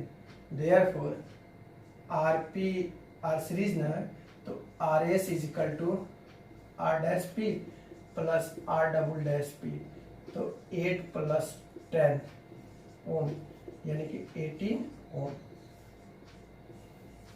तो RS आपको मिलेगा कितना 18 ओम। अब कह रहा है सेकेंड क्वेश्चन में क्या निकालना है, तो करंट निकालना है। नाउ फ्रॉम ओम्स लॉ, क्या कहता है Ohm's law, V equal to IR। V आपको पता है 12 वोल्ट, I पता नहीं है, और R कभी निकाले 18।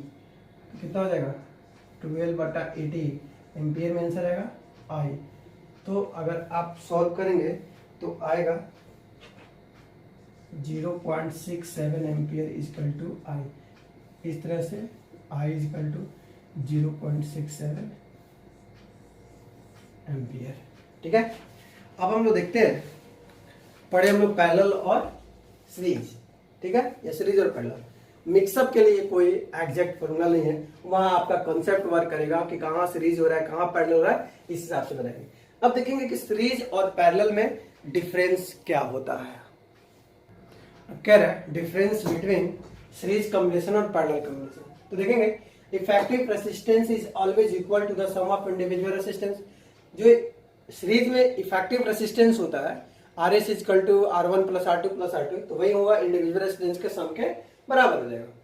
दूसरा, इसमें क्या होगा रेसिप्रोकल हो जाएगा, 1/RP equal to 1/R1 plus 1/R2 plus dot dot 1/R3, ये सब होते जाएगा। इसमें करंट फ्लोइंग इस सर्किट सीरीज में क्या हो जाएगा सेम हो जाएगा, क्योंकि सिंगल पाथ होता है और सिंगल पाथ में कोई चेंजिंग नहीं होता है। ये आपका सिंगल पाथ है तो इसमें कोई चेंजिंग नहीं होगा, बट पैरेलल में चेंज हो जाता है, क्योंकि यहाँ क्या होता है मल्टीपल पाथ हो जाता है। तो मल्टीपल पाथ में रेट ऑफ फ्लो क्या होता है, या तो इंक्रीज करेगा या फिर डिक्रीज करेगा, वो डिपेंड करता है पाथवे पे।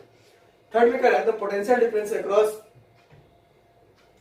Is different. पोटेंशियल डिफरेंस क्या हो जाएगा अलग अलग हो जाएगा, क्योंकि ability of work done is different in different shape difference appliances.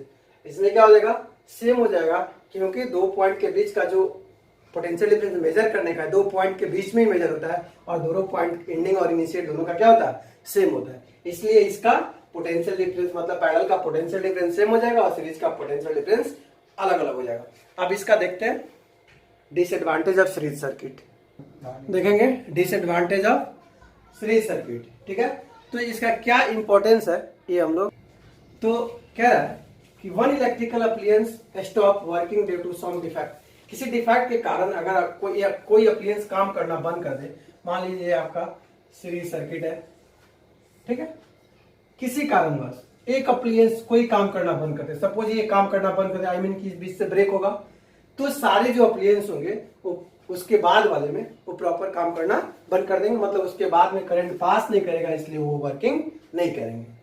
Second में कह रहा है all electrical appliance have only one switch, प्रत्येक अप्लायंस के पास केवल एक और एक ही स्विच होता है, क्योंकि वो सिंगल पाथवे होता है, सिंगल पाथवे से सारे वो कनेक्ट होते हैं। नेक्स्ट में appliance do not get same voltage, सारे अप्लायंस का वोल्टेज सेम नहीं होता है, क्योंकि हर अप्लायंस का अमाउंट ऑफ एबिलिटी जो होता है वर्क करने का वो क्या होता है, डिफरेंट होता है, इसलिए सेम वोल्टेज नहीं होता है। थर्ड में the overall resistance of the circuit increase, इसमें जितने आप सर्किट रेजिस्टेंस इंक्रीज करोगे पावर सप्लाई क्या हो जाएगा, लो होते जाएगा। ठीक है, करंट लो नहीं होगा, केवल पावर सप्लाई लो होगा। इस तरह से चार आपको डिसएडवांटेज, पहला कि अगर एक काम करना बंद कर देगा, एक रेजिस्टेंस या एक अप्लायंस, तो उसके बाद सारे काम करना बंद कर देंगे। दूसरा में केवल एक और एक ही स्विच होता है। तीसरा में सबको सेम वोल्टेज नहीं मिलता है। और चौथा कि अगर जैसे जैसे आप इसमें अप्लायंस बढ़ाएंगे पावर सप्लाई क्या हो जाएगा, धीरे धीरे लो होता जाएगा। अब देखेंगे एडवांटेज ऑफ पैरेलल सर्किट क्या है। If one electrical appliance stop working due to some defect then all other appliances keep working. कह रहा है कि किसी कारणवश अगर एक अप्लायंस काम करना बंद कर देता है, ठीक है, तो ऐसा नहीं है कि बाकी अप्लायंस काम करना बंद कर देंगे, बाकी अप्लायंस है वो अपना काम करते रहेंगे, क्योंकि सबका क्या होता है, मल्टीपल पाथ होता है। अगर ये R1 काम करना बंद कर देगा तो ऐसा नहीं है कि R1 R2 और R3 नहीं काम करेगा, R2 और R3 काम करेगा, क्योंकि मल्टीपल पाथ है। सेकंड में इस electrical appliance have on switch, प्रत्येक इलेक्ट्रिकल अप्लायंस के पास क्या होता है, अपना स्विच होता है। नेक्स्ट में each appliance get same voltage, प्रत्येक अप्लायंस का सेम वोल्टेज होता है, क्योंकि पोटेंशियल डिफरेंस जो मेजर करते हैं, दो पॉइंट के बीच मेजर करते हैं, तो दोनों पॉइंट के बीच में वो सारे इलेक्ट्रिकल अप्लायंस आ जाएंगे, इसलिए सेम वोल्टेज होगा। और नेक्स्ट में कि the overall resistance of the circuit is reduce, अगर इसमें सर्किट में रेजिस्टेंस को रिड्यूस करेंगे, अप्लायंस को रिड्यूस करेंगे, तो करंट का जो पावर सप्लाई होगा क्या होगा, हाई हो जाएगा। जस्ट अपोजिट है सीरीज कॉम्बिनेशन का। ठीक है, अब देखते हैं पावर। अब देखेंगे पावर, कह रहा है इलेक्ट्रिकल वर्क डन पर यूनिट टाइम। पावर क्या होता है, जो एबिलिटी होता है किसी मशीन का, किसी ऑब्जेक्ट का या किसी भी बॉडी का। तो जो पावर होगा वर्क डन टाइम का रेशियो होगा, या फिर एनर्जी कंज्यूम जो किया जाएगा तो आप पावर क्रिएट करेंगे, इसी को लिखेंगे द इलेक्ट्रिकल वर्क डन पर यूनिट टाइम, मतलब यूनिट समय में जो आपके द्वारा वर्क किया जाएगा वो आपका क्या हो जाएगा, पावर हो जाएगा। या फिर दूसरे शब्दों में the rate at which electrical energy is consume, unit समय में जो आप एनर्जी कंज्यूम करेंगे, ठीक है, उससे पावर जनरेट होगा, उसको हम लोग कहेंगे इलेक्ट्रिक पावर। इसको कैपिटल पी से डिनोट करते हैं। Electric power is equal to, अभी लिखे work done by time per unit time, तो वर्क डन बाय टाइम या एनर्जी बटे टाइम। तो अब पावर को पी से डिनोट करते हैं, वर्क को डब्ल्यू से, टाइम को टी से, या एनर्जी को ई से। तो P is equal to W by T या E is equal to E by T. ऐसा यूनिट वाट हो जाएगा, ठीक है, या अदर हॉर्स पावर हो जाएगा। 1 watt is equal to 1 joule per second, कितना हो जाएगा, 1 जूल पर सेकेंड। आप कुछ कैलकुलेशन पावर देखेंगे कैसे कैलकुलेट करेंगे, कुछ फॉर्मूला निकालेंगे। फॉर्मूला कैलकुलेट करना इलेक्ट्रिक पावर का, तो हम लोग जानते हैं we know that P is equal to W by T या E बटे टी। ठीक है, दूसरा ये तो पावर का हुआ, फिर and V is equal to W बटा Q, V is equal to W बटा Q, equation second and I is equal to Q बटा टी या Q is equal to I T. Equation third. अब Q का value equation second में put करेंगे। Now from equation second तो v is equal to W बटा Q और Q का वैल्यू क्या है i इंटू टी। जब क्रॉस मल्टीप्लाई करेंगे तो w is equal to v into I into T. Equation fourth. अब w का वैल्यू पुट करेंगे इक्वेशन फर्स्ट में। Now from equation first then we get तो P is equal to W by T और W का value है V into I into T बटा T. तो T से T गया तो क्या मिला P is equal to V into I. एक फॉर्मूला मिल गया। Power is equal to potential difference into current. इसको इक्वेशन मान लेंगे 5। नाउ फ्रॉम ओम्स लॉ क्या कहता है Ohm's law B is equal to I R. B का वैल्यू पुट करेंगे इक्वेशन 5 में। नाउ फ्रॉम इक्वेशन 5 तो P is equal to B का वैल्यू क्या आई इंटू आर और इज इक्वल टू आई तो क्या मिलेगा आई स्क्वायर आर। P का एक और वैल्यू मिला आई स्क्वायर आर। अगेन आप देखिए V is equal to I R तो यहाँ से I का वैल्यू निकालेंगे तो V by R is equal to I. कहां से फिर इसको पुट करेंगे 5 में। Now from equation 5 then P is equal to V और I का value V by R. Solve करने के बाद क्या मिलेगा V स्क्वायर बाई आर। इस तरह से कितना फॉर्मूला मिला हमको P is equal to W by T, एक मिला E बटा टी, ठीक है, एक मिला V इंटू आई, एक और मिला आई स्क्वायर आर और एक मिला V स्क्वायर बाई आर। ठीक है, कहाँ कौन फॉर्मूला रहेगा ये हम लोग इक्वेशन बनाने के लिए देखेंगे। ठीक है, फिर नेक्स्ट देखते हैं। देखेंगे पावर वोल्टेज रेटिंग क्या होता है। तो पावर वोल्ट रेटिंग जो आप इलेक्ट्रिकल एनर्जी कंज्यूम करते हैं उसका रेट क्या है, दैट इज कॉल्ड, आपको क्या होता है पावर वोल्टेज रेटिंग। तो इसको हम बोल सकते हैं the power rating an electrical appliance tell us rate at which electrical energy is consume electrical appliance. मतलब आपके इलेक्ट्रिकल अप्लायंस के द्वारा एनर्जी कंज्यूम किया जा रहा है उसका रेट क्या होगा, किस रेट से किस हिसाब से आप उसको यूज कर रहे हैं, that is power voltage rating. अब एक एनसीईआरटी का एग्जांपल पेज नंबर 217 में है कि एक इलेक्ट्रिक आयरन है जो एनर्जी कंज्यूम कर रहा है 840 वाट। ठीक है, तो सबसे पहले क्या करते हैं हम लोग गिवन लिखते हैं। गिवन दिया हुआ है वाट, किसका ऐसा यूनिट है, तो पावर का ऐसा यूनिट वाट होता है। पी दिया हुआ है 840 वाट। ठीक है, मैक्सिमम रेट 360 वाट होना चाहिए। ठीक है, कह रहे कि उसका मैक्सिमम रेट क्या होगा यदि वो 360 वाट यूज करेगा when the heating is minimum हो तो 220 वोल्ट पे क्या होगा, तो V इज इक्वल टू आपका हो जाएगा 220 वोल्ट। तो सिंस आपको पता है P is equal to V into I, तो पावर कितना है 840, V कितना है 220, आई पता नहीं है, तो 840 बटा 220 इज इक्वल टू आई। तो कितना हो जाएगा, 0 से 0 गया 22 चौका, तो आपको जब आप कंज्यूम करेंगे तो 3 पॉइंट आएगा 3.82 एम्पियर इक्वल टू आई। तो फर्स्ट कंडीशन में आई मिला आपको 3.2 एम्पियर। अब कह रहा है अगेन आपको आई मिल गया, ठीक है, और तो फिर इसका आर क्या होगा हम ये निकालेंगे। यदि भी 220 वोल्ट ही है तो again V is again ohms law क्या होता है, फ्रॉम ओम्स लॉ क्या कहता है Ohm's law, V is equal to I R. B कितना है 220, I 3.82, R पता नहीं। ठीक है, तो इस तरह से R आपको मिलेगा 220/3.82 ओम्स इक्वल टू आर। जब आप कैलकुलेट करेंगे, ठीक है, तो कैलकुलेशन होगा 57.60 ओम इक्वल टू आर। तो रेसिस्टेंस मिला आपको 57.60 ओम, ठीक है, ये पहले का होगा, वो मिनिमम का है। और मैक्सिमम में क्या हो जाएगा, ठीक है। अब जब सॉरी फर्स्ट किस मैक्सिमम का था, और मिनिमम के लिए फिर वही चेंज। फॉर मिनिमम के लिए पावर कितना है आपको, 360 वाट है, ठीक है। और 220 वोल्ट कितना है आपका, 220 है।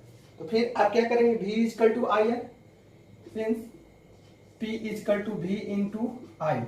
तो पावर है 360, V 220, आई तो 360/220 एम्पियर हो जाएगा इक्वल टू आई। जब आप इसको कैलकुलेट करेंगे तो आपको ये मिलेगा 1.64 एम्पियर इक्वल टू आई। तो आई मिल गया आपको, ठीक है। तो आई मिल गया, भी पता है, तो किससे निकलेंगे, नाउ फ्रॉम ओम्स लॉ। तो ओम्स लॉ क्या कहता है, V equal to I R. V कितना है, 220 वोल्ट, आई है आपका 1.64, आर पता नहीं, तो इस तरह से 220/1.64 ओम इक्वल टू आर। जब आप इसको डिवाइड करेंगे तो आपका आएगा 134.15 ओम इक्वल टू आर। तो फर्स्ट केस का रेसिस्टेंस कितना हो जाएगा, फर्स्ट केस का रेसिस्टेंस हो जाएगा आपका 57.60 और सेकेंड केस का हो जाएगा 134.15, ठीक है। फिर नेक्स्ट देखते हैं।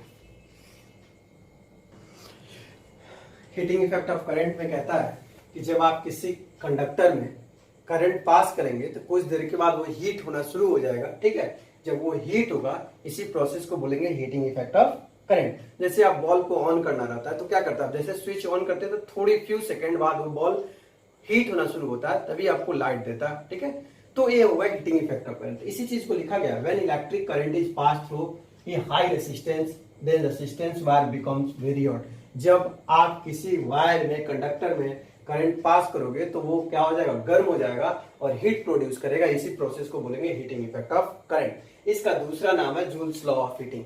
दूसरा नाम है जूल्स लॉ ऑफ हीटिंग। अब जूल्स लॉ ऑफ हीटिंग क्या कहता है, अकॉर्डिंग टू दिस लॉ, मतलब जूल्स लॉ ऑफ हीटिंग कहता है the heat produce in a wire is directly proportional to square of its current. Current से क्या होगा, स्क्वायर होगा, दैट इज न्यूमेरिकली होगा, that is H directly proportion I square, ठीक है। मतलब करंट का स्क्वायर होगा तो हीट प्रोड्यूस करेगा, डायरेक्टली होगा। हीट बढ़ेगा तो करंट जो होगा उसका स्क्वायर करना होगा। दूसरा होगा resistance of wire directly proportional I square R. Heat बढ़ाओगे रेसिस्टेंस बढ़ेगा, हीट घटाओगे रेसिस्टेंस घटेगा। और थर्ड, जब आपको हीट बढ़ाना होगा तो टाइम को भी इंक्रीज करना होगा। बिना टाइम इंक्रीज किए हुए हीट को आप इंक्रीज नहीं कर सकते हो, बढ़ा नहीं सकते हो। अब इसी इक्वेशन को एक साथ करते हैं।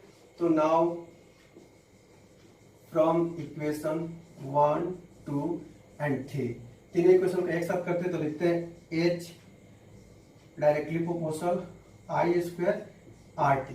क्या मिला, आई स्क्वायर आर टी, या फिर H इज इक्वल टू के आई स्क्वायर आर टी। यह जो के है प्रोपोर्शनल कांस्टेंट, प्रोपोर्शनल कांस्टेंट, इसका वैल्यू 1 हो जाएगा, यानी कि H is equal to I square R T. मतलब किसी ऑब्जेक्ट का हीट निकालना हो तो आई का स्क्वायर करेंगे, रेजिस्टेंस मल्टीप्लाई करेंगे, टाइम मल्टीप्लाई करेंगे तो उसका मिलेगा हीटिंग इफेक्ट ऑफ करंट का फॉर्मूला। इससे क्वेश्चन आपको पूछता है। मतलब किसी वायर में जब आप करंट प्रोड्यूस करते हो तो थोड़ी देर के बाद वो वायर गर्म होना शुरू होता है, ठीक है। और जब वो गर्म होगा तो आपको हीट प्रोड्यूस करेगा, जैसे हीटिंग इफेक्ट ऑफ करंट। इसका दूसरा नाम है जूल्स लॉ ऑफ हीटिंग। तो जूल्स लॉ ऑफ हीटिंग कहता है कि जो हीट होगा वो डायरेक्टली प्रोपोर्शनल होगा स्क्वायर ऑफ इट्स करंट। दूसरा कहता है कि हीट जो होगा डायरेक्टली प्रोपोर्शनल रेसिस्टेंस के। और तीसरा टाइम के, मतलब हीट बढ़ाओगे तो करंट का स्क्वायर करना होगा, हीट बढ़ाओगे तो रेसिस्टेंस बढ़ेगा, हीट घटाओगे तो रेसिस्टेंस घटेगा, और हीट बढ़ाओगे मतलब टाइम बढ़ाना पड़ेगा। थोड़ी देर के बाद ही वो चीज गर्म होना शुरू। तीनों को एक साथ देखोगे तो H directly proportional I square R T. जब प्रोपोर्शनल हटता है तो कोई ना कोई कांस्टेंट आता है, क्या नहीं होगा तो एच आई आर टी आप नहीं लिख सकते। केज प्रोपोर्शनल कांस्टेंट वैल्यू 1 होगा तो H equal to I square R T होगा। अब इसका हम लोग देखेंगे last topic, application of heating effect of current. अब इसका यूज देखेंगे कि हीटिंग इफेक्ट ऑफ करंट का यूज कहाँ कहाँ होता है। तो it is utilize in working of electrical heating appliance. जो हीटिंग अप्लायंस होता है वो हीटिंग इफेक्ट पे वर्क करता है। जैसे आपका आयरन हुआ, इलेक्ट्रिक केटली हुआ, ठीक है, आप जब इसमें हीट प्रोड्यूस करते हो, टोस्टर वगैरह हुआ, तभी आपको वर्क करना शुरू करता है, काम करना शुरू करता है। मतलब आप करंट देते हो तभी वो काम करना शुरू करता है। तो इसको बोलते हैं हीटिंग अप्लायंसेस, ठीक है। तो हुआ इलेक्ट्रिक, आयरन हुआ, केटली हुआ, टोस्टर इटीसी हुआ। बल्ब जो हुआ, ठीक है, जो लाइट प्रोड्यूस करता है वो भी हीटिंग इफेक्ट पे ही वर्क करता है। जब वो वायर में करंट जाता है, बल्ब में करंट जाता है, तो थोड़ी देर के बाद वो हीट प्रोड्यूस करता है, देन लाइट प्रोड्यूस करता है। तो हुआ आपका electric bulb heating effect work करता है। थर्ड में फ्यूज। फ्यूज जो होता है वो हाउस होल्ड अप्लायंस को या आयरन को बचाता है। जब वो ब्रेक करता है तो हीटिंग इफेक्ट के कारण ही ब्रेक करता है। अधिक वोल्टेज जब होता है तो वो आपस में टूट जाता है, जिसके कारण बाकी सब अप्लायंस क्या होते हैं, बच जाते हैं। अब आपका एक दो एग्जांपल्स है, अब एग्जांपल्स देखेंगे, ठीक है, इसके बाद चैप्टर खत्म। एक क्वेश्चन दिया हुआ है कि 100 जूल हीट प्रोड्यूस कर रहा है प्रत्येक सेकंड में 4 ओम का रेजिस्टेंस। तो कह रहा है कि पोटेंशियल डिफरेंस कितना होगा। तो सॉल्यूशन सबसे पहले क्या लिखेंगे, गिवन, ठीक है, H is equal to 100 joule, time is equal to 1 second, ठीक है, R is equal to 4 ohm. Now H is equal to I square R T. H आपका है 100 जूल, I पता नहीं, R पता है 4, T1। तो क्या हो जाएगा 100/4 is equal to I square 25। तो 25 का root is equal to I. इस तरह से 5 ampere is equal to I. I मिल गया। अब क्या कह रहा है, पोटेंशियल डिफरेंस निकालने के लिए, तो नाउ फ्रॉम ओम्स लॉ,